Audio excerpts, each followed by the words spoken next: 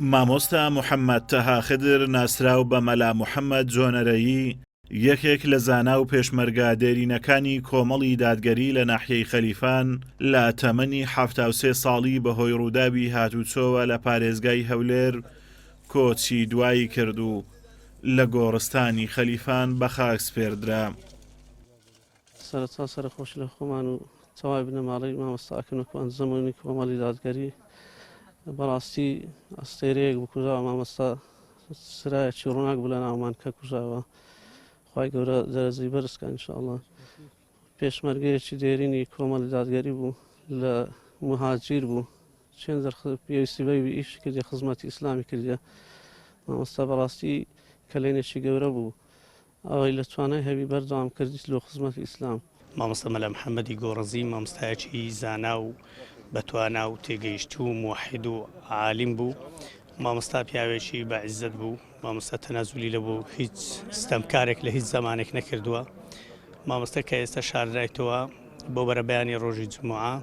ئەو مامۆستایە یەکەمین مامۆستایە لە دەڤەری سوورسیاتی و لە دەڤەری سەرچیایی کە ئیجازەی علمی وەرگرت و توانی چەندەها مامۆستا دەرس بدە و یەکەمین شەخصە لەو منطقەیە کە مەدرسەی دانابی و چەندەها مامۆستای ئیجازە داون.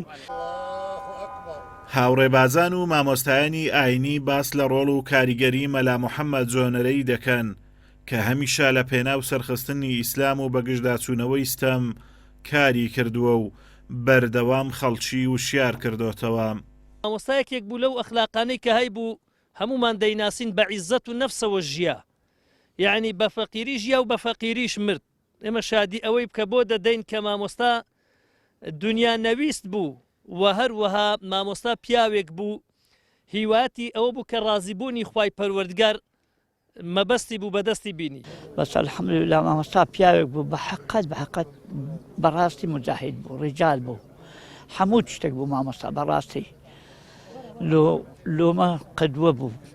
بەڕاستی هەموو جارێ دوعای ئەکرد و داوام وایە لە خوای گەورە کاتەچیوە بمرم کاتەچیوە خوای گەورە ڕوحم لێ وەربگریتەوە تحملی ئەو سەکەراتی مەوت بکەم و تحملی ئازار و ئەشکەنجەی ڕوحکێشان بکەم. ئومێدمان وایە لە شەو ڕۆژی جومعە بی ئەو حوسن خاتیمە پیرۆزەی بە قسمەت بووی بی ئینشاء الله تعالی خوای گەورە گۆڕی پڕنور بکات منزڵگای پڕ لە خێر و خۆشی بی ئینشاء الله. مەلا محەممەد جۆنەرەیی لە دایکبووی ساڵی 1949 بووە، خاوەنی 11 مناڵە، 7 کچ و 4 کوڕ. لە ساڵی 1986 پەیوەندی بە کاروانی ڕابوونی ئیسلامی کردووە. ماوەیەک لە گوندی جۆنەرا پێشنوێژ و وتارخوێن بووە.